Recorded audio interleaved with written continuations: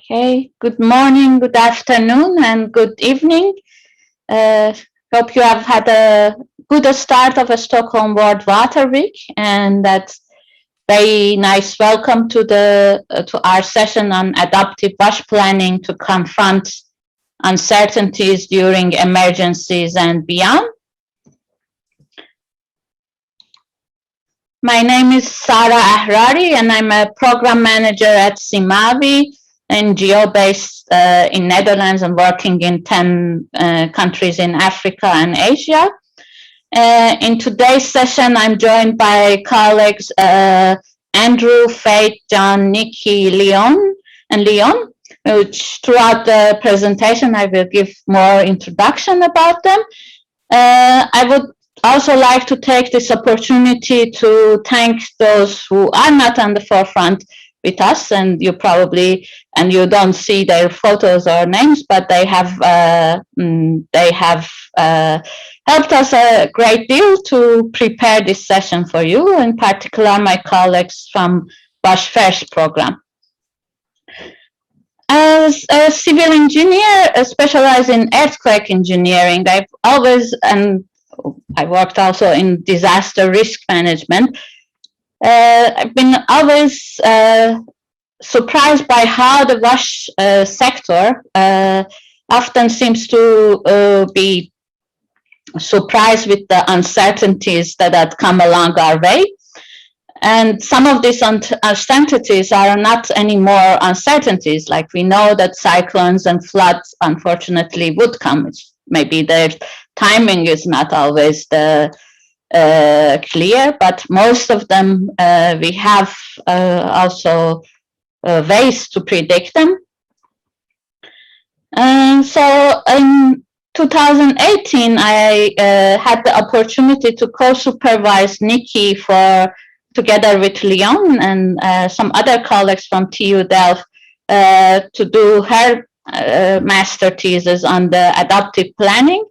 And I was even more surprised with results of her research that in some ways showed that some of the uncertainties that are quite predictable, like population growth, are also not taken into account when designing, for instance, treatment plan.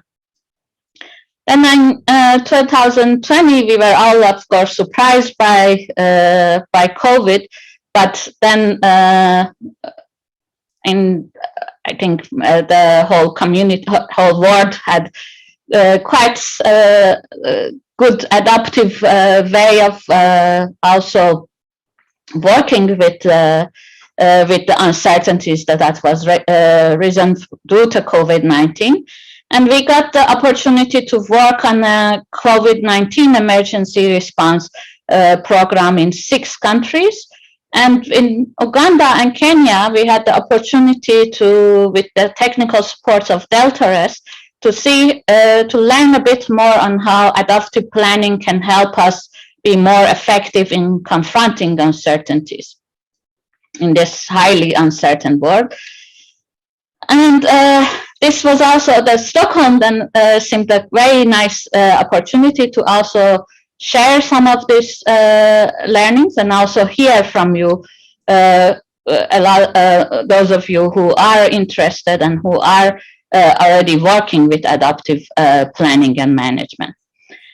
So in this session, we will have the first thing which we will be enjoying is an interactive game which would be facilitated by Andrew. Then we have some key lessons learned briefly shared by Faith, John, and Nikki. And then there will be time for question and answers and also sharing of experiences. And then Leon will help us summarize and wrap up the session. Just to make sure that you know where to put your questions, comments, and experiences, that's on the Pattable. There is a chat box that you can use to do that. So with this, I would like to hand over to Andrew. Andrew Warren is an expert in climate change adaptation and integrated water resource management at DeltaRes. He primarily develops and applies decision-making under deep uncertainties methodologies like adaptation pathways to incorporate future uncertainties into long-term strategic planning processes. He has worked in a variety of international settings in both developed and emerging economics, and particularly enjoys contextualizing the DMDU approaches to the realities present across a variety of problem domains. An experienced facilitator and trainer, Andrew also enjoys engaging the stakeholders in planning processes through the development and application of collaborating modeling approaches. So with this, over to you, Andrew. Thanks, Sarah. Thank you for the lovely introduction. Good morning, everyone. Good afternoon, good evening, whatever time it may be for you. So as Sarah has mentioned, we're going to kick off today's session with a bit of an interactive game, just to get you all thinking about planning under uncertainty and managing a crisis situation under uncertainty. Obviously, it's quite topical at the moment, not only for the preceding 18 months, 2 years that we've been living under COVID and under various lockdown conditions, but even more so in the last couple of weeks with, of course, the situation that's emerging in Afghanistan. So we're going to be working across a couple of platforms this morning for the game, which is a little bit messy, so I apologize for that. But in order to enable you to interact with the game, we needed to do so. So we're going to be primarily using Zoom, and I'll be leading you through the game with a shared screen. But then we're also going to be using a HAR slideshow to actually gauge your reactions and let you vote on a few things and interact with the game a little more directly. Any chats, any questions you have, again, go back over to the Pathable website and place them there. So without further ado, I will share my screen.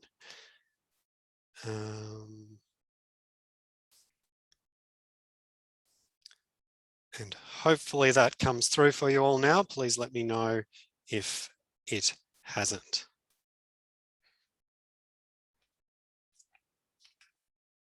Okay, so the game we're playing this morning, it's called Wash Pandemic, and it's very much a game about crisis management under conditions of uncertainty.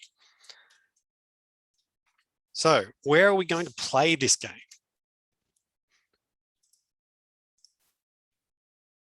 We're going to play it in a country called Buranda. So welcome to Buranda. It's a country where there's a significant proportion of people who live in informal settlements or in settlements without sufficient access to wash services. You work for an NGO called Water Vision, and Water Vision's mission is to improve wash access and behaviour in these communities. You manage Water Vision's behaviour change program to deliver lasting public health outcomes. Recently, a novel, highly transmissible, viral pandemic going by the name of DIVOC has emerged in neighbouring countries, and it's spreading rapidly throughout the region, causing widespread respiratory illness and death. Social distancing, face masks, maintaining good sanitation practices and hand washing have all been identified as key methods by which to minimise DIVOC transmission. There is now increased urgency to improve wash behaviour in your target communities before the virus arrives and to minimise its impact, if it does. Your task in this game as the manager of Water Vision's WASH program is to ensure that you maximise the effectiveness of your existing WASH activities by stimulating behaviour change within your target communities and reducing the incidence of DIVOC. So hopefully that's clear for everyone what we're trying to achieve in the game. There's a few rules. Firstly, we're going to be playing the game across 3 rounds. In each round, you can choose a maximum of 2 actions, although in some rounds, maybe you can only choose 1. There are various action categories, and you may only ever choose 1 action from each category. Action selection will be based on preferential vote, and again, we'll be using AHA slides for that, and I'll give you the link for that in a moment. The numbers of beneficiaries that you're able to reach with your WASH program is going to be calculated at the start of each round and is based on the rounds, the actions that you've chosen in that round, plus any uncertain external impacts. And then the effective beneficiaries that you're able to reach is then calculated as a product of the raw numbers that you can reach, plus the quality of the engagement that you're able to deliver. And any actions that you choose remain in force until they are changed. So are there any questions based on these rules, or is that hopefully clear for everyone? Nothing's coming through on Pathable, so I will continue, but if something does pop up, break it, if you can let me know, that would be good. Okay, so as I say, action selection is via AHA slides. The link is on your screen, or there's a QR code, so you can join using your phone. Obviously, it's going to be useful having at least 2 screens, but one of them can be a very small phone screen if needed. So hopefully everyone is able to access the AHA slides. When you get in there, it should look, the slide is up and running, and you should be able to see a screen somewhat similar to what is on what is presently showing on mine. I will just double check. Can you, Andrew, can you please send, is it possible to put the link in the chat box as well? I can certainly do that.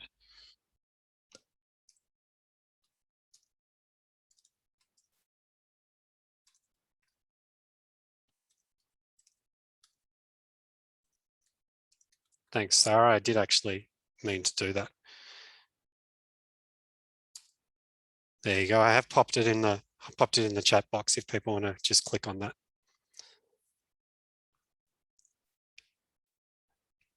I'm going to pop back to the AHA slides, because that'll let me know if there's a few people in there. So I've got around about 18 people in there. So that seems about right. 19, 20, it's going up.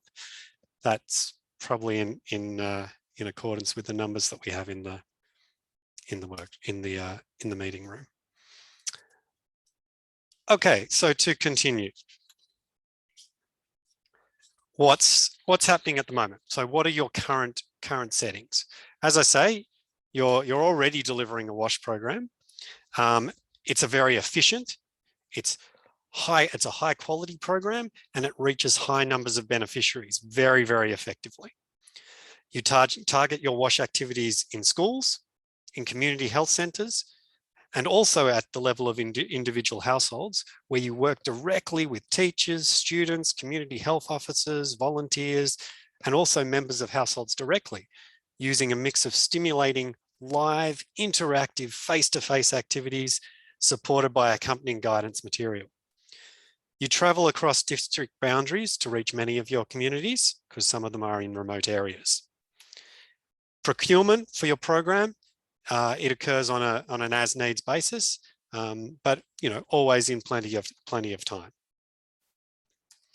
And to help you deliver this program, you have a large staff cohort of around about 40 people, and they spend most of their time out in the field working together with the schools, the health centres, and individual households.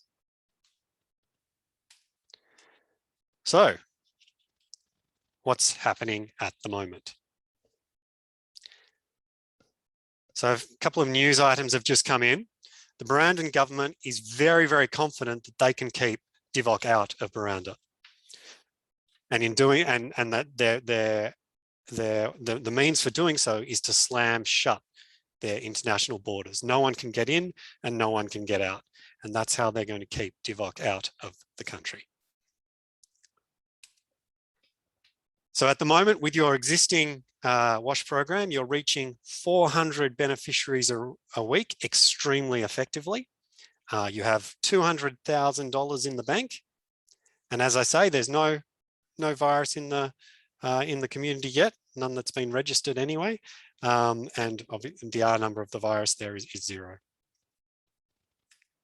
Now, in terms of the actions that you can choose as the manager of the WASH program, these are what you have available to you. Now, the first category relates to procurement. So you can procure everything now for the coming period.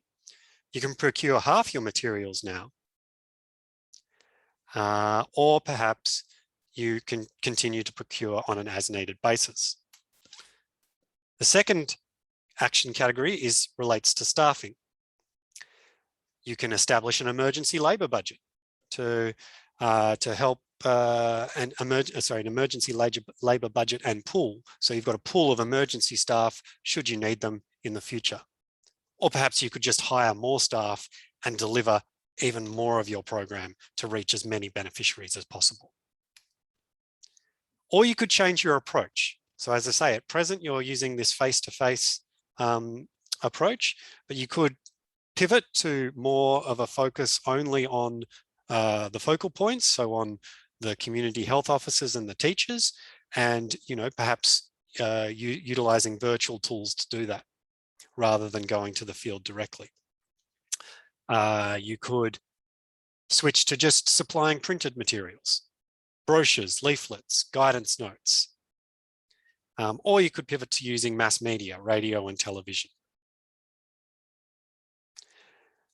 And finally, the final category is that you could choose to arrange travel exemptions. Talk to the government about should travel within Burundanga become difficult, whether or not your activities would be exempt from that. An additional action that you have on the AHA slides will also be no action or no change, and that's if you wish to keep your existing policy settings, which, as I say, are procurement on an as-needed basis and a face-to-face approach. So if we go across to the AHA slides, it would be great if you could now select which action you would like to prefer. You would prefer. Here you can choose 2 actions. Now remember, actions cost money. The actions here you've got the costs are represented by $signs. Each $sign is worth $10,000, and your starting budget is $200,000. You'll also see on some of the actions that an indication of the impacts of that action on the numbers of beneficiaries that you can reach is given. And that relates to the current conditions. So if you hire more staff, you'll reach more beneficiaries. If you switch your approach, maybe you'll reach less beneficiaries as effectively as you presently are.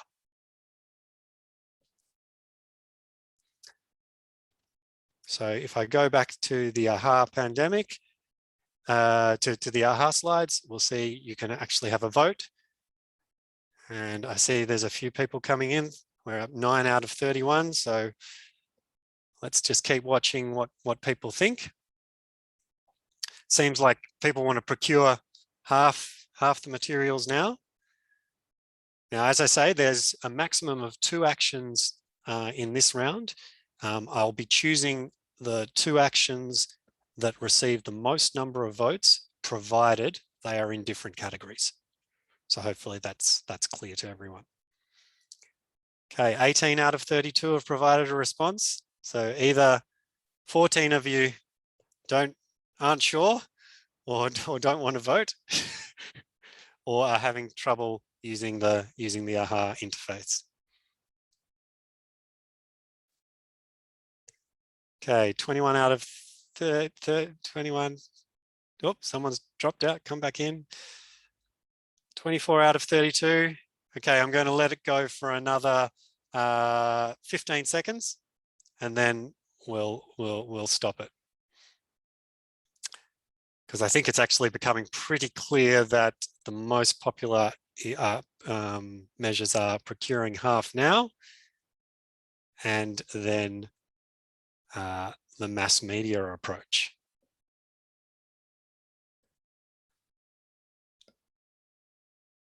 Unless someone changes in the last few seconds. Okay, I'll close that in 5, 4, 3, 2, 1.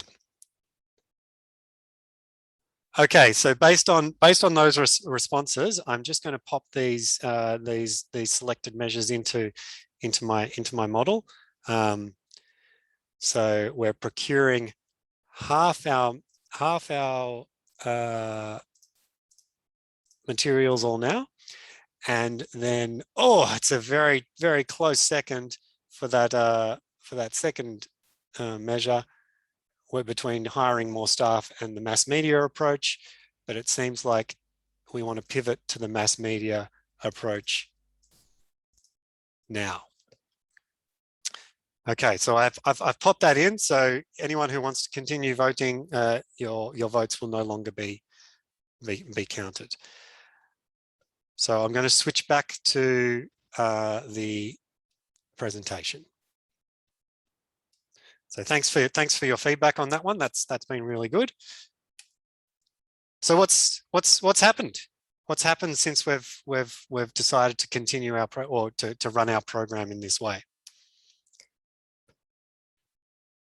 Well, things aren't going so well. The health facilities are bursting as DIVOC is advancing rapidly across Buranda, and the government has introduced a total lockdown.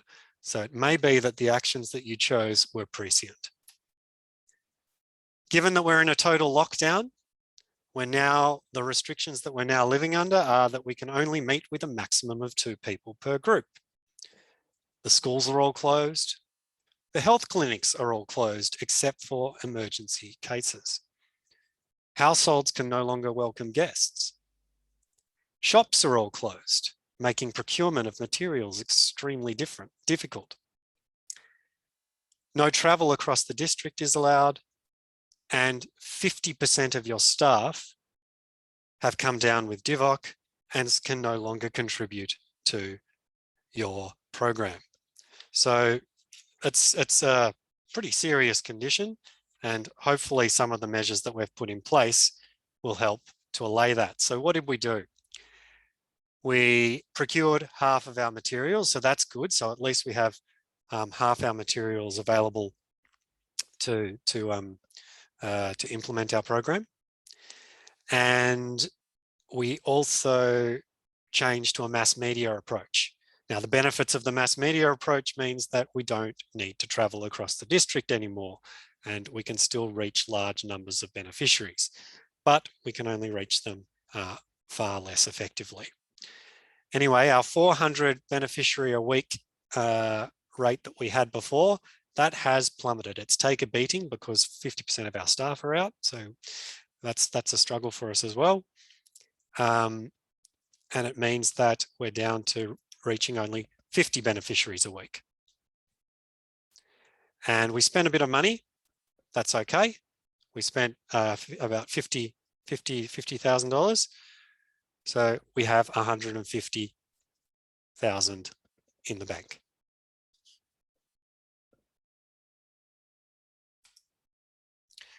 Okay, so round 2. What are we going to do now? Now there are some restrictions on the actions that we can choose now because all the shops are closed, so we actually can't procure anything. You still have options to try and hire some additional labour, but of course, you know, it's very difficult to conduct job interviews because you can't really have people aren't meant to be moving around, and some people are a bit hesitant about joining a new organisation at this point in time. You can switch your approach. At the moment, you have selected the mass media, and you could still apply for those travel exemptions if you wanted. So again, you could also choose to not change your measures. So keep it on that mass media approach. And here in this round, because you have such limited choices, you can only choose one measure. So we go back to the AHA slides, and I will make the round 2 options active. So if everyone could choose their preferred option for this round.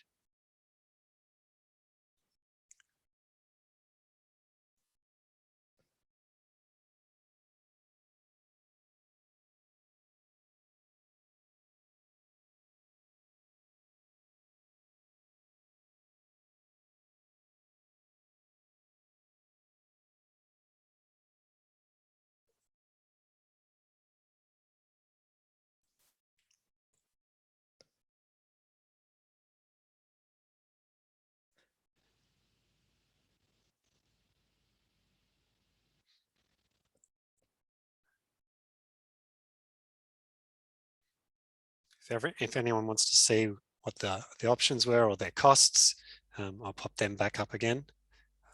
Again, apologies for flicking between screens, but sort of have to do this with multiple platforms. Andrew, there is also a question in the Patable from Pamela. Yeah. I put it also in the Zoom. It says, she asked, thank you for sharing this interactive game with us. I'm curious how the costs and impacts of decisions were calibrated. Did you use research results for this calibration? Maybe I'll park that for now, Sarah, and we'll deal with that at the end of the game, I think. But thanks, Pamela, for your question. Anyway, we'll just go back to the AHA, and we're nearly up to everyone having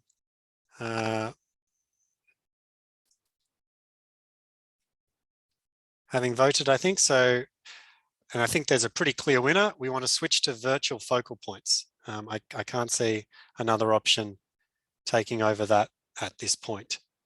Okay, so we'll close that one down, and I'll pop that in my model. So we're switching to a virtual focal point. So I'll turn that off. Okay. So what's happened since we've made that change? Oh, some more news has come in.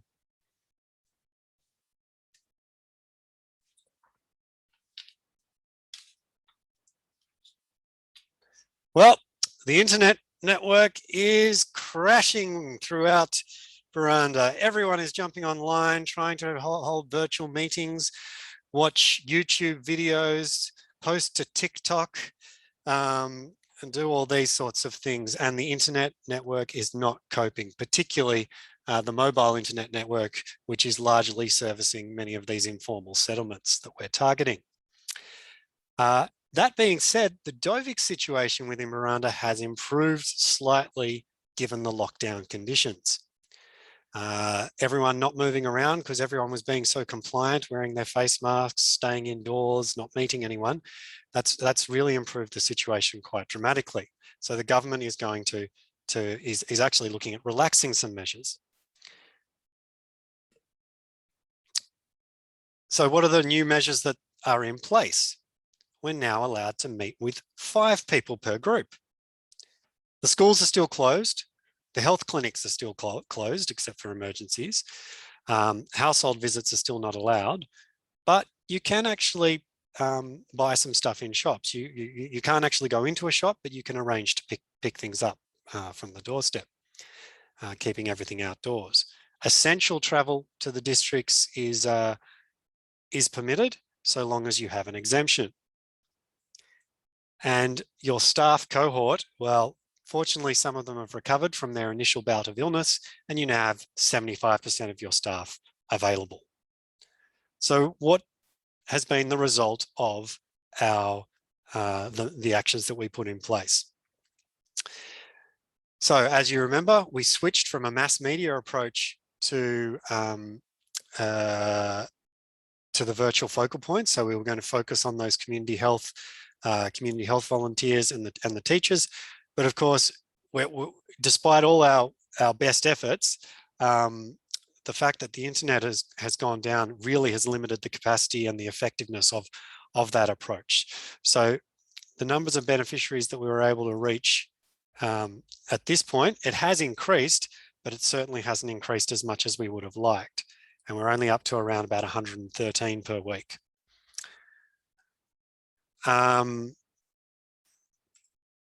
In terms of the available budget, we spent a little more money.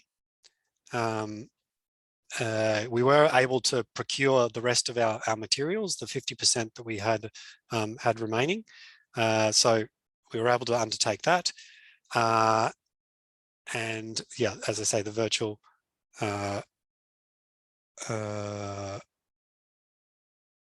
switching to the virtual focal points did cost something. So we're now down to a budget of 140. Actually, no, that's not correct. 110. Okay. Now we're moving on to our final round.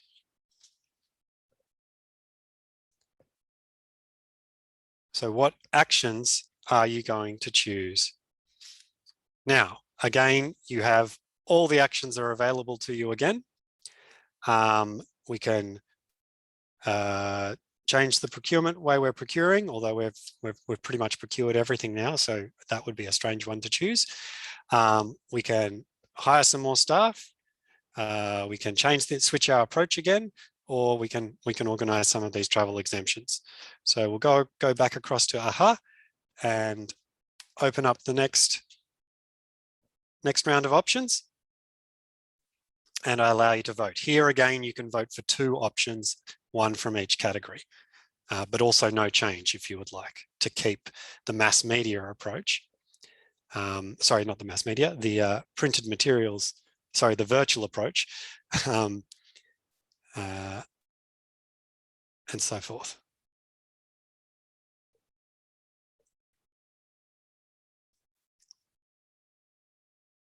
Okay, looks like we want to hire some more staff.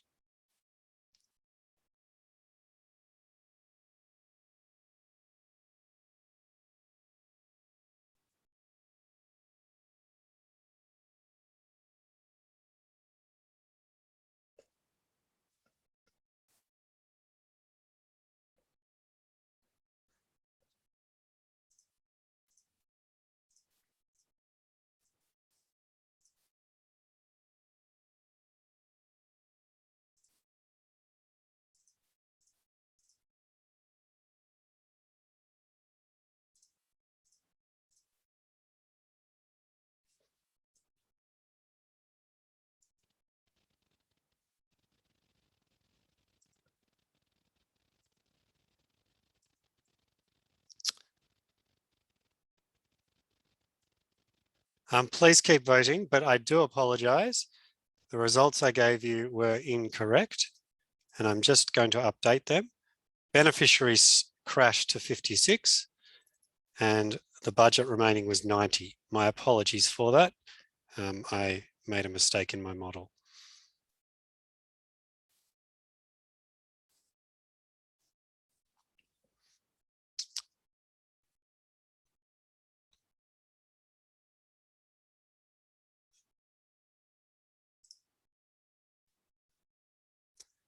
Okay, 23 of you have voted. The remaining 10 really aren't sure what they want to do. In terms of a leaderboard, travel exemptions we want to arrange, and perhaps hiring some more staff. But that second option's it's a bit close. So that one could change if we want to change to if face-to-face were to catch up, or procuring as needed. But I'm going to leave it open for another 5 seconds because I think people are running away to other sessions. All right, I'm going to stop it there. So we're going to organize travel exemptions and hire more staff. So I'll pop that in.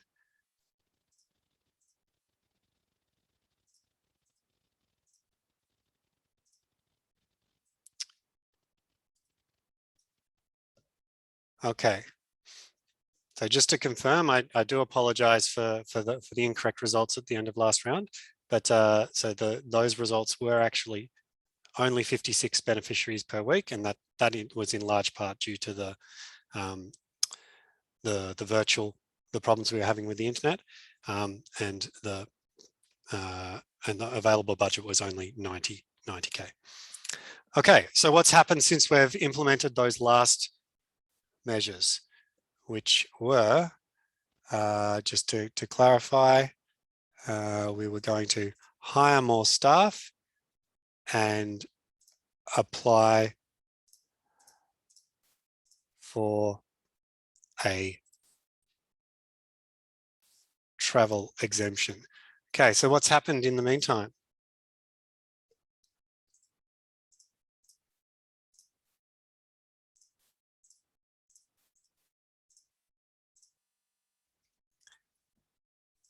Oh, apologies, that halted in the middle. The Dovec situation is continuing to improve and more freedoms are going to come. Schools are finally going to open again, but there's going to be some strict student limits in place. So that's good news. So what's happening? You can see that in terms of the virus situation, we've gone down to 2,500 cases per day, but the R number is still under that all important 1 value. So it's down to 0.95. In terms of the beneficiaries that we've been able to reach, we're finally being able to reach 400 a week. We're back up to 400, so that's great because we're able to introduce our implement our program effectively. We've got 95% of our staff. The household program could start up again. You had your travel exemption in place, so you could get to them very, very easily. Albeit travel was allowed, is now re-allowed. Shops are open, clinics open, schools at 50%. And you can meet with 10 people per group. So you can pretty much go back to delivering your program as normal, but with the focus on those focal points. So, which is fantastic. However, you blew your budget. So if I look very, very quickly at the measures that we had in place in terms of, oh, that's not true because you'd done all your procurement. Actually, you still had 10 left over. There you go. Perfect. So you've delivered your program and done exceptionally well in this last final round. So that's good news. So if we look at the total number of beneficiaries across all the rounds, you managed to reach 906. So that's a pretty good result. For those of you that are interested,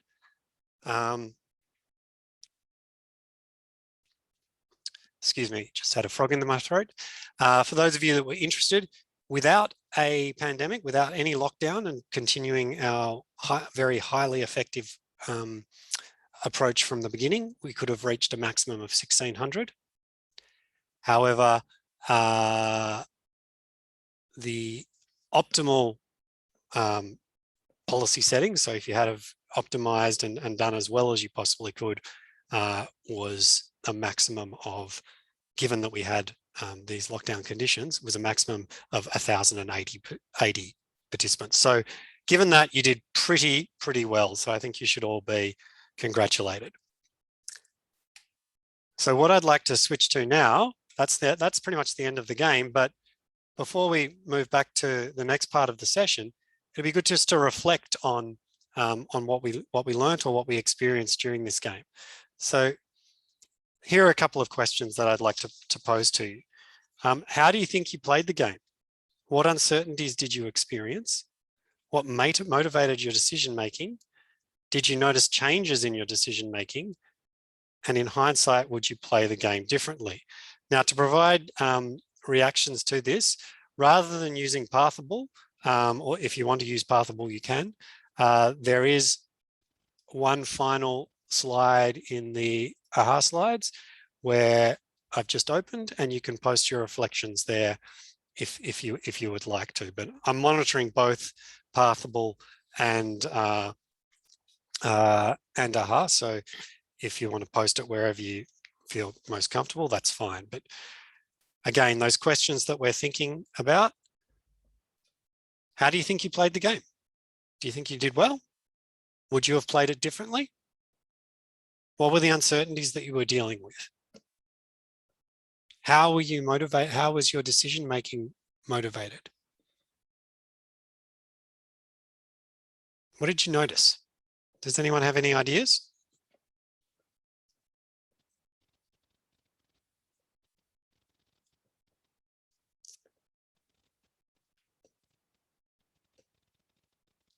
Need some thinking music.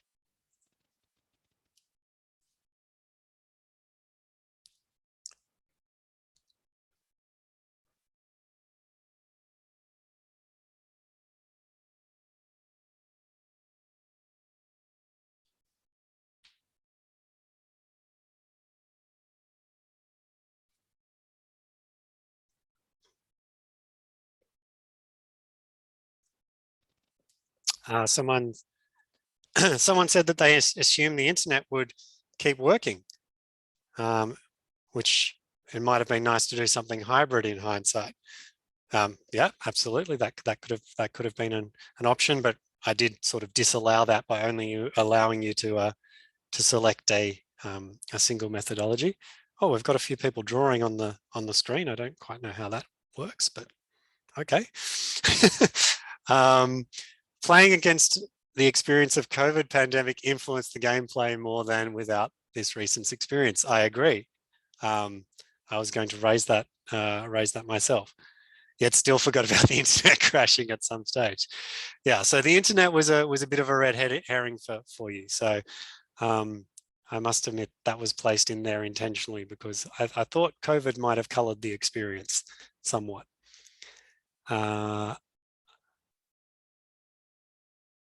I played the game in consideration of the environment, given the changing context. What do you mean by that? Perhaps, do you feel that you were reacting to events, or do you feel that you were trying to anticipate events before they occurred? Or perhaps it was a bit of a mix of both. My decisions were motivated by restrictions and budget. So that seems to be a little more reactive. It's also critical to continuously change your plans, which are changing restrictions. That's a very good point.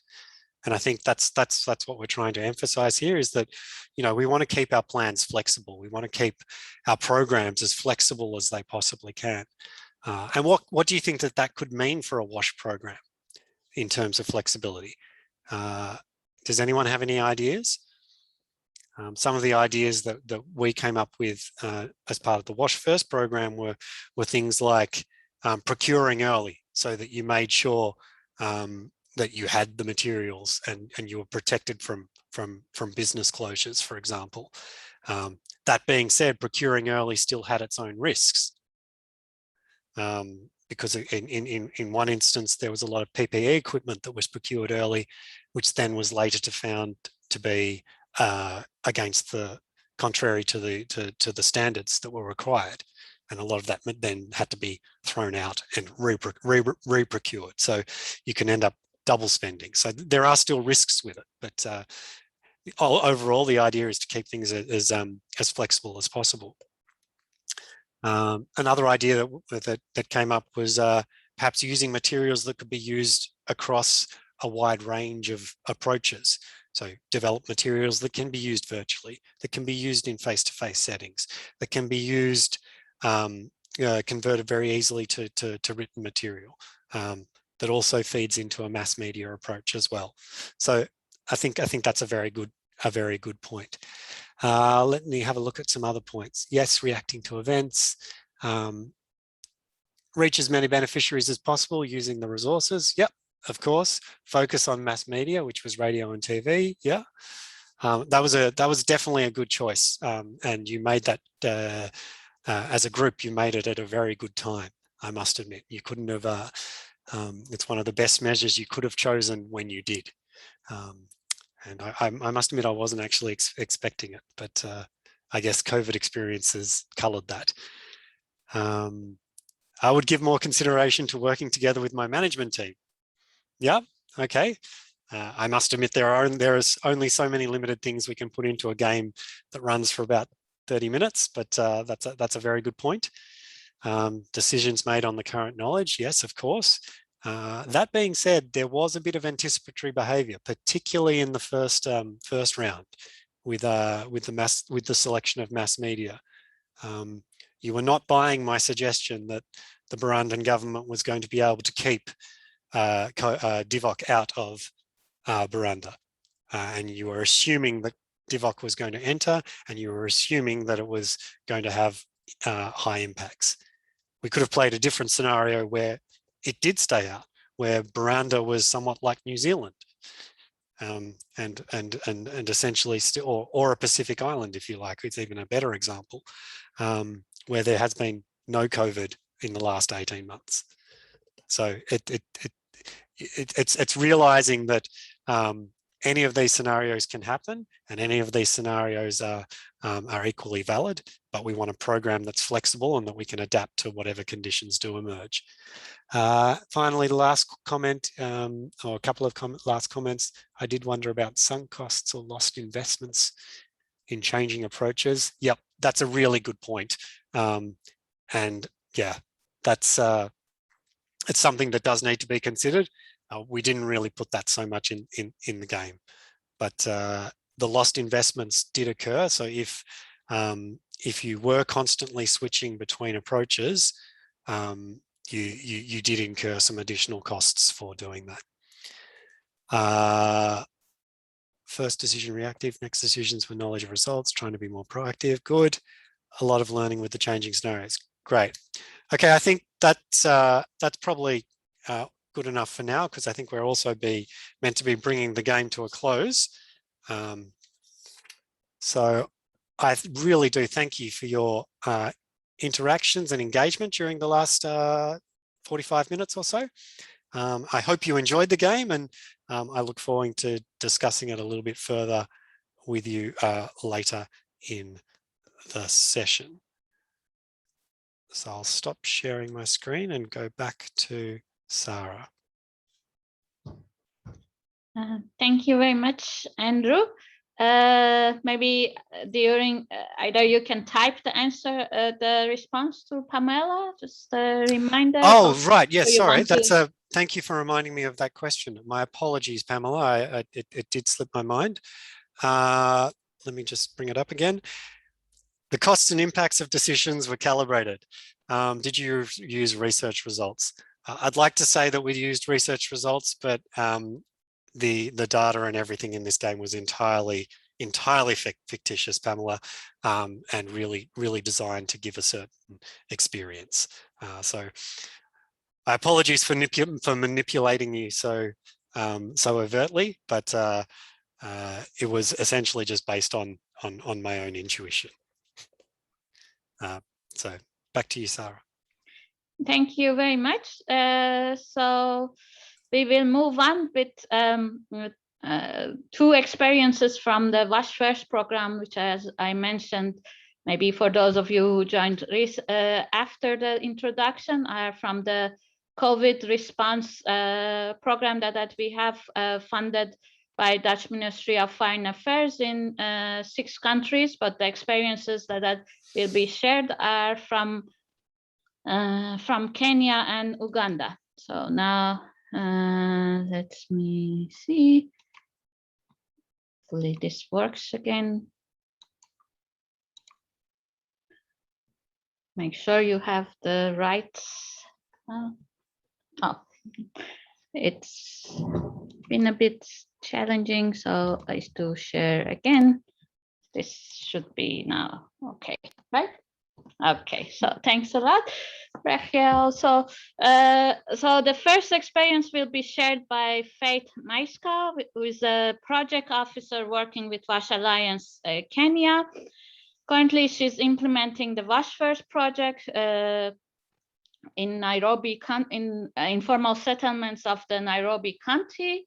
And prior to joining WASH Alliance, she worked with Synergy as a compliance officer, and she holds a bachelor degree in environmental health and enjoys working with communities. My name is Faith Masika from WASH Alliance in Kenya. The first case of COVID-19 was reported in Kenya on the 13th of March 2020, and the government of Kenya placed restrictions to respond to this pandemic. Some of these restrictions included partial lockdowns in hotspot areas in the country, restrictions of movement from and into the hotspot areas, curfews, and there was a complete ban on all kinds of meetings or gatherings in the COVID-19 hotspot areas. WASH Alliance Kenya, together with other organizations that are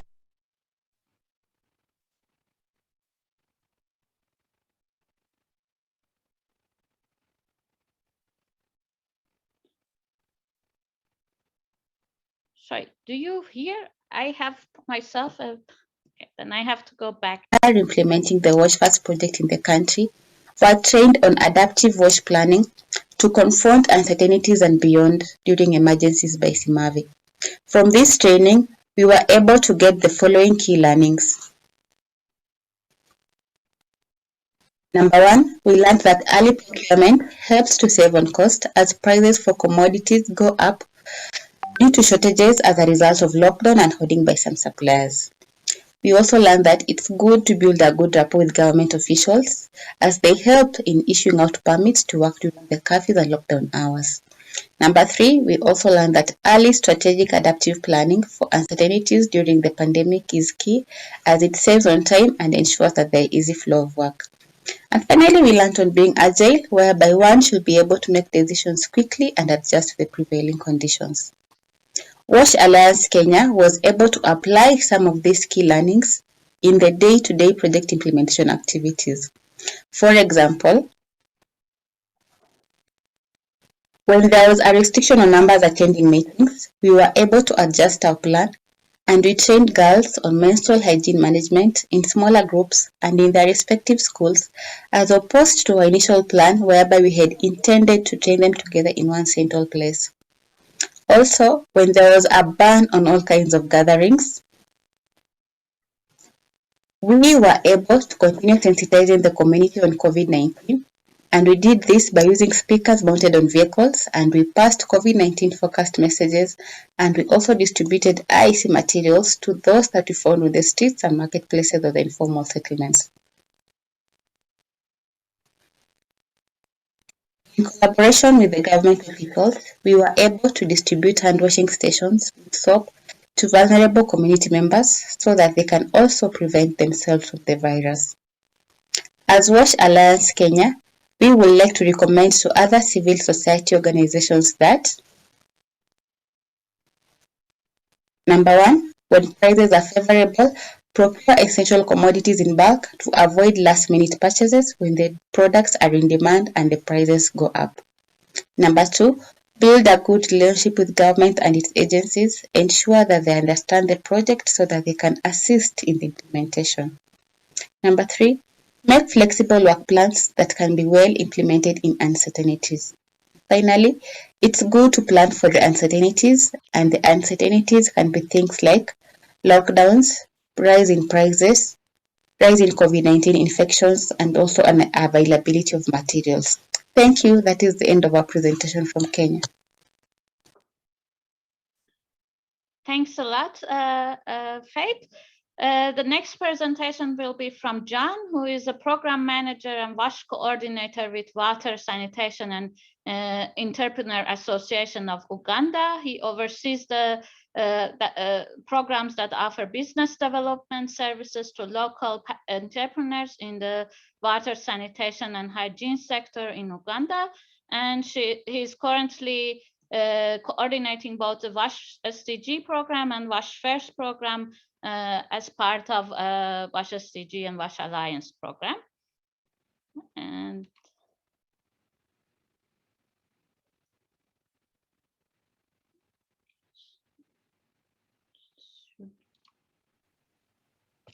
greetings from Uganda.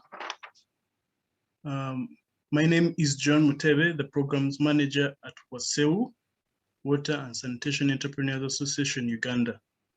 We are a WASH business association that supports entrepreneurs during the COVID, that has been supporting entrepreneurs during this COVID pandemic under the WASH First program.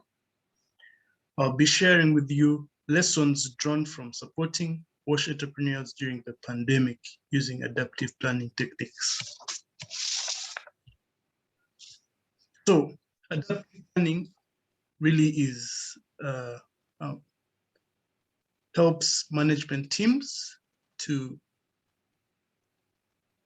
be agile in implementing plans during changing times and also modify strategies to respond to changing scenarios. For instance, have a plan A for normal operations and have a plan B for unique situations. So our plan B in this unique situation was to, and we did this differently, was by, for instance, usually we support entrepreneurs to sell and market their wash products during weekly and monthly mobile markets, as seen in the picture on your left. And what we did differently, we utilized the daily food markets, which were allowed to operate in this lockdown situation in the picture on your right. And in these markets, entrepreneurs are also able to sensitize food vendors on the COVID-19 standard operating procedures. So the regular weekly markets were closed, and the food markets, which are daily, were left open. So we utilized the food markets. On the other hand, plan B was, for instance, institutions like schools were closed in this lockdown situation. And this was a major client for our entrepreneurs. And since the schools were locked down, the sales of metal fabricated hand washing stations went low. So we advised the local entrepreneurs to start marketing and selling tippy taps and targeting the households. So the other thing that we learned from adaptive planning was specify scenario conditions and formulate scenario actions. For instance, we created strategies that respond to 3 scenarios. And our 3 scenarios were level 1, of course, level 1, normal business operations. Level 2, some restrictions have been instituted. And level 3, complete lockdown. So under level 3, these were the strategies we implemented. We lobbied for clearance from the chairperson of the COVID task force as essential workers to operate during the COVID-19 lockdown. We also utilized the radios to advertise wash products for entrepreneurs, and also created awareness on the prevention of COVID-19. We also recruited and deployed marketing corps to market and sell wash products. These corps help entrepreneurs to sell and market wash products where the entrepreneurs cannot reach. For instance, products like sanitary pads, sanitizer, liquid soap, and masks.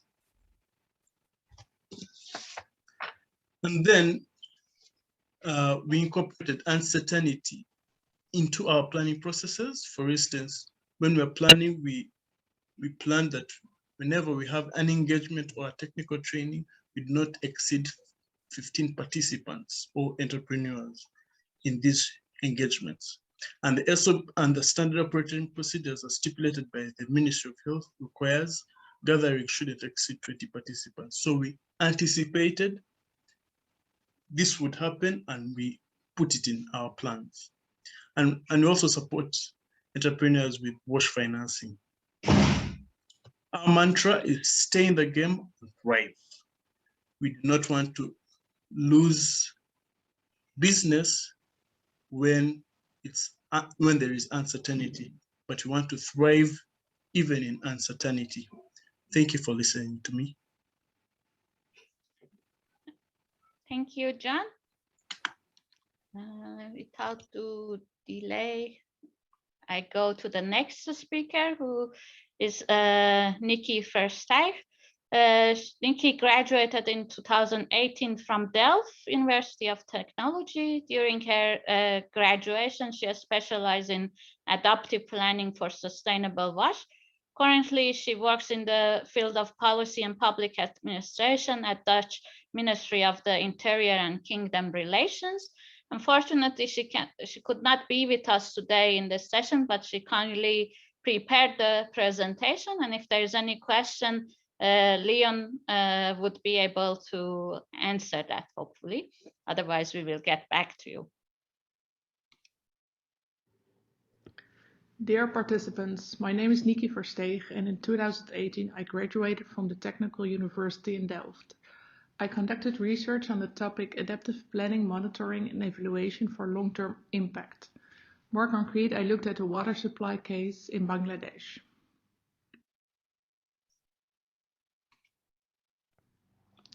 I researched the real-world benefits and barriers for adaptive planning, monitoring, and evaluation as a tool for water development interventions.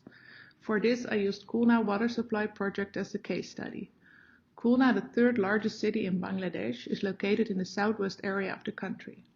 To cope with increasing water demands and to improve water supply services, the Khulna Water Supply and Sewage Authority started the Khulna Water Supply Project in 2009, assisted by the Japan International Cooperation Agency and the Asian Development Bank.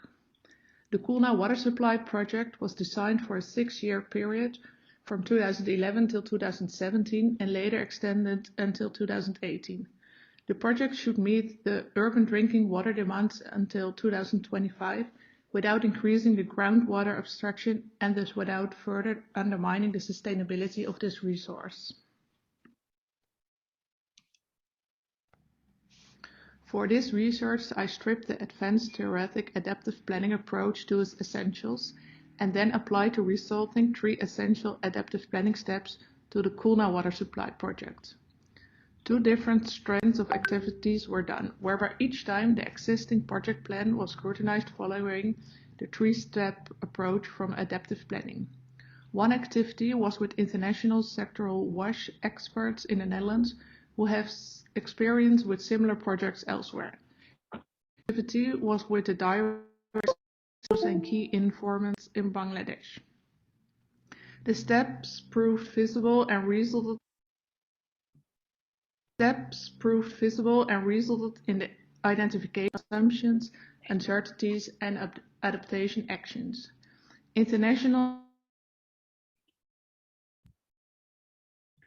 Sorry, there was some technical problem at my side, I guess.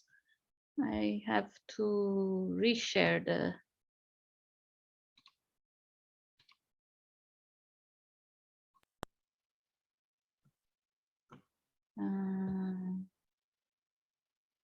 Okay.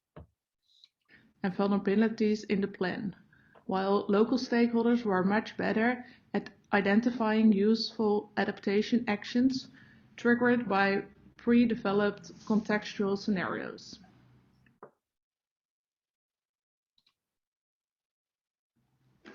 The application of the resulting 3 essential adaptive planning steps to a water development project in Khulna shows that these steps are feasible and can support a more adaptive planning and management. In particular, they have helped to surface critical assumptions and uncertainties, as well as associated adaptive actions for the case. These were related to spatial development, water quality, finance, and management capacity. An important point across the case findings is the violation of key project assumptions at the start of the project.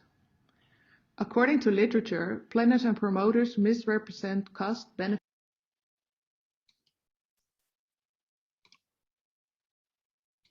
and risk of projects in order to increase the likelihood of the project gains approval and funding.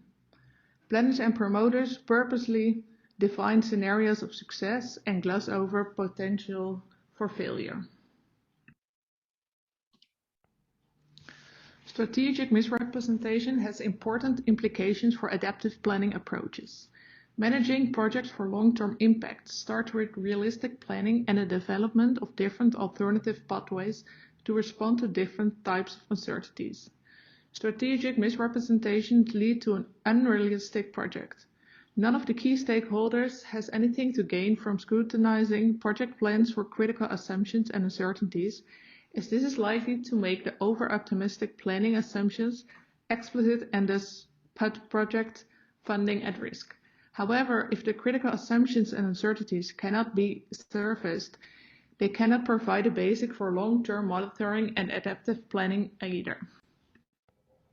This case results suggested an important barrier to the real-world application of the adaptive approach, less highlighted in earlier studies in the water and delta management fields. Strategic misrepresentation disturbs realistic project planning. Incentives in current planning and management systems steer from realistic planning and acknowledgement of uncertainties. We expect that some of these negative incentives for strategic misrepresentation could be countered by ensuring an appropriate but different role for key planning actors. Independent international experts, local project stakeholders, independent adaptive planning experts, and project funding agencies and donors. Adding and institutionalizing these different roles in water and development planning arrangement will help more realistic and hence adaptive approaches to planning, monitoring, and evaluation for long-term impact in the water sector. Thank you for listening and have a nice day. And thank you to you, Nikki. So now we have some time for question and answers. The facilitators and presenters are ready to answer your questions, but it would be also nice to hear from you about your experiences. We have about 10 minutes for this. You can put your questions, comments, and remarks in the chat box if you want, or if you can also unmute yourself and make any remarks, questions, and then I would ask the person who the question, if there's any questions towards the person, I would ask the person to respond.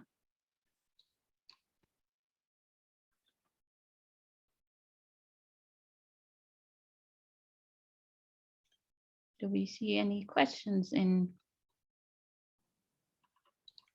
Yeah, I'm one.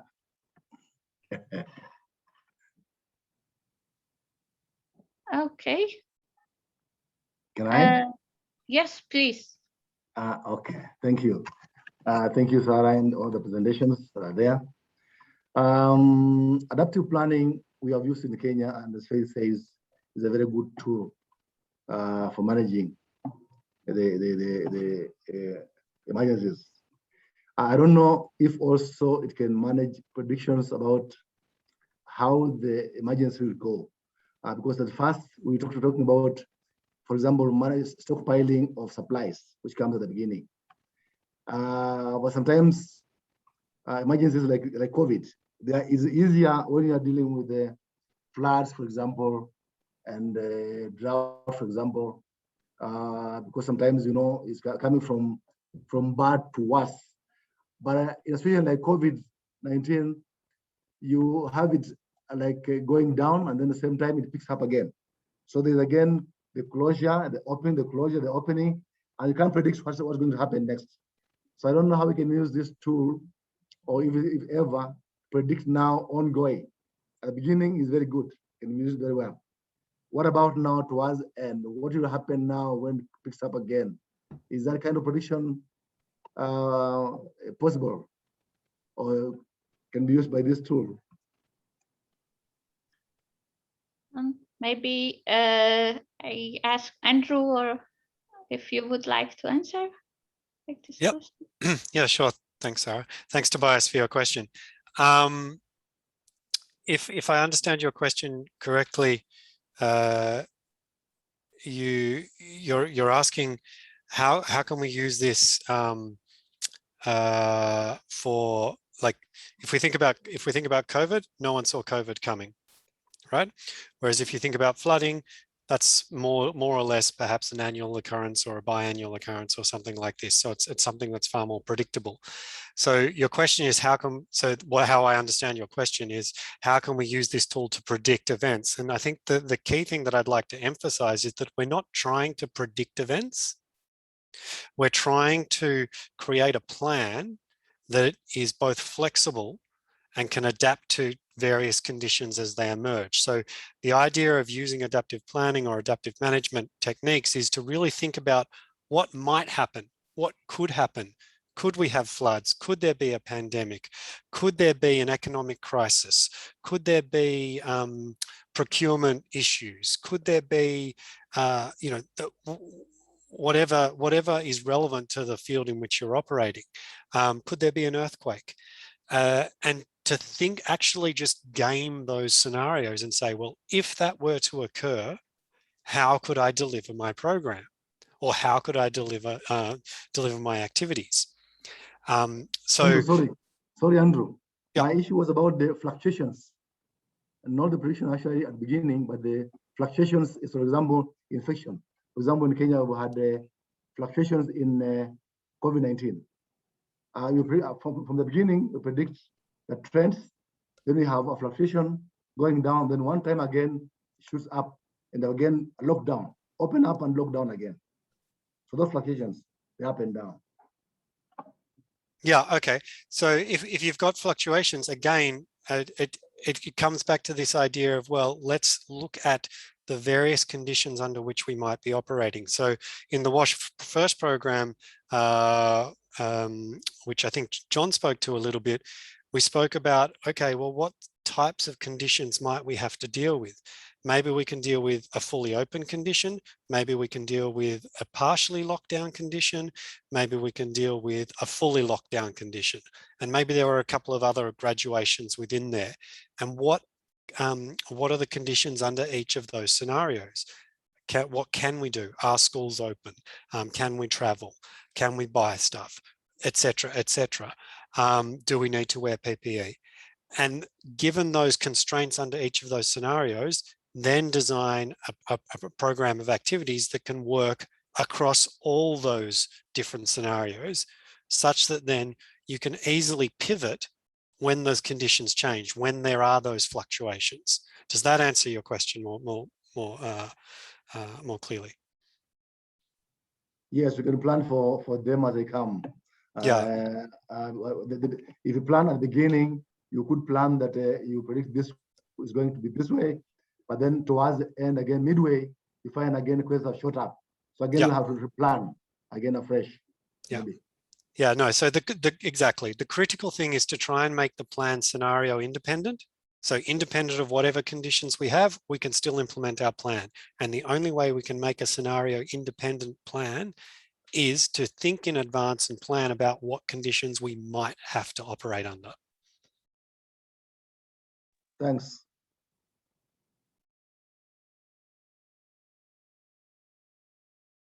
Sarah, you're muted. Yeah, sorry about that. So there is another question in the, thanks Andrew first of all, but there's another question in the Patable for Nikki, but maybe Leon can elaborate on that. Do you find any participatory process in case of adaptive planning for WASH by Kulna Vasa? How comments of poor and marginalized considered by the authority?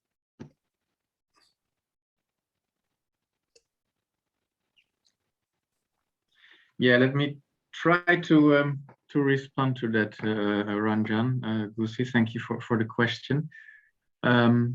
What Nikki in her research did was actually investigate if a more adaptive approach could work and if it would lead to a different project plan in this case. So it was not how the actual WASH intervention by JICA and the ADB was being planned, although I would assume that they at the time would have followed their own sort of good practices and would have at least made an effort to also include some of the more vulnerable stakeholders as they would typically do, and you can then fill in what that would mean, maybe based on your own experience. What in Nikki's research she mainly, when interviewing local stakeholders, she mainly interviewed the stakeholders more directly involved in the current implementation of that program.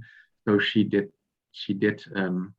roughly 10 to 15 sort of key informant interviews.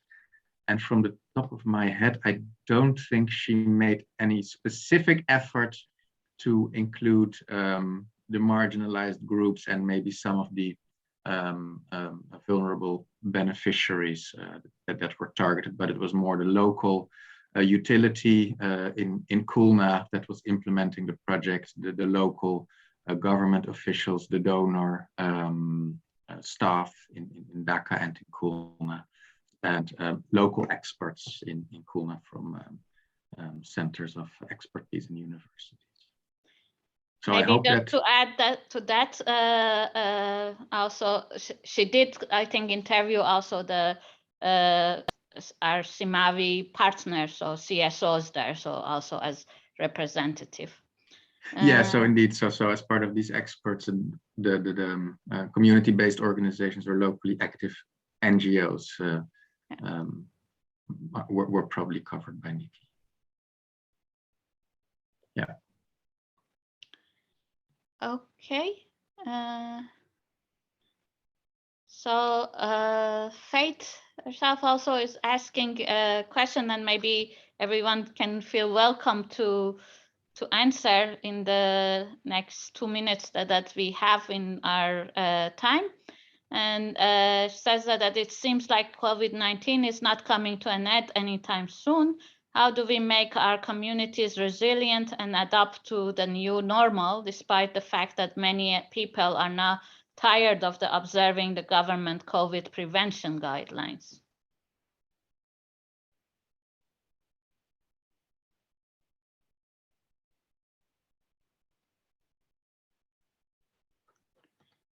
Anyone would like to answer that? John, you would like to answer? Very good. Need to unmute yourself.